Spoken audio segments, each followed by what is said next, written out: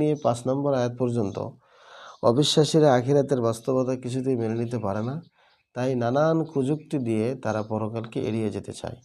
এটা আলোচনা করা হয়েছে 1 থেকে 5 নম্বর আয়াতে। আর যদি আমরা দেখি 6 থেকে 10 নম্বর আয়াতে আলোকপাত করা হয়েছে যে পৃথিবী ও মহাকাশকে আল্লাহ সুসজ্জিত করেছেন যেন মানুষ এই নিদর্শন থেকে আল্লাহর কাছে ফিরে আসতে পারে। এরপরে 11 থেকে 14 নম্বর আয়াতে বলা হয়েছে শুকনো জমিনে সজীব করার মতোই আল্লাহ মানুষকে পুনরুজ্জীবিত করবেন। আগের যে জাতি অস্বীকার করেছে তারা ধ্বংস হয়ে গিয়েছে। 15 থেকে 19 নম্বর আয়াতে বলা হয়েছে প্রথমবার মানুষ সৃষ্টি করে আল্লাহ তাআলা অক্ষম হয়ে যান নাই, দ্বিতীয়বারও তাদেরকে অবিকল অনুরূপ আগের মতোই সৃষ্টির ক্ষমতা তিনি রাখেন। 20 থেকে 24 নম্বর আয়াতে বলা হয়েছে বিচারের দিন কাফিরদের চোখের ওপর থেকে সকল পর্দা সরিয়ে নেওয়া হবে, ফলে সব কিছু সে নিজের চোখে দেখতে পারবে।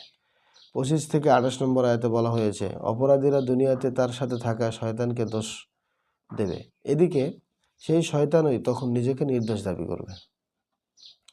29 থেকে 30 নম্বর আয়াতে বলা হয়েছে সেদিন জাহান্নামকে আল্লাহ জিজ্ঞেস করবেন যে তোমার পেট ভরেছে কি?